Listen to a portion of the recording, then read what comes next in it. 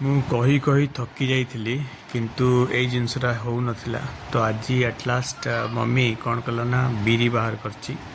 ଇଏ ହେଲା ଆମର ଅରୁଆ ଚାଉଳ। ତ ଭାବି ତ ଯାଇଥିବେ ଏଇଟା କ'ଣ ହେବ। ତ ବିରି ଅରୁଆ ଚାଉଳ ବତରା ହେବ।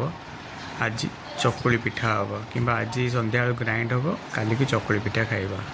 ଏ ସବୁ ମିକ୍ସ ସବ୍ଜି ଫ୍ରାଏ ହେଉଛି। କିଛିଟା ସବ୍ଜି ୟୁଜ୍ ହେବ ମୋର ଚୁଡ଼ା ସନ୍ତୁଳାରେ, ଆଉ କିଛିଟା ସବ୍ଜି ମୁଁ ଖାଇବି ଅଟା ଚକୁଳି ସହିତ। ତ ଏଠି ଲଙ୍କା ଆଉ ନା କ'ଣ ସେଟା ଧନିଆ ପତ୍ର ରଖା ହେଇଛି। ଏଇଟା ହେଲା ଆମର ଗୋଟେ ସବ୍ଜି ହେଇଥିଲା ସକାଳର, ବହୁତ ସିମ୍ପଲ୍ ବାଲା ପ୍ରେସର୍ ବାଲା ସବ୍ଜି।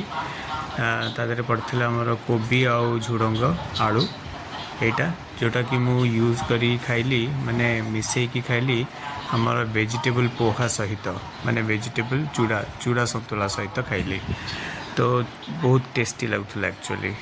ତ ତରକାରୀ ବି ବଢ଼ିଆ ହେଇଥିଲା ଆଉ ଚୁଡ଼ା ସନ୍ତୁଳା ବି ବଢ଼ିଆ ହେଇଥିଲା। ଏଇଟା ଦେଖନ୍ତୁ ଆମର ବ୍ୟାଟର୍, ମାନେ ଅଟାର ଚକୁଳି ପାଇଁକି ବ୍ୟାଟର୍ ରେଡ଼ି, ଅଟା ରେଡ଼ି ହେଇଛି। ତ ଖାଲି ଅଟା ଚକୁଳି ହେବା ବାକି ଅଛି।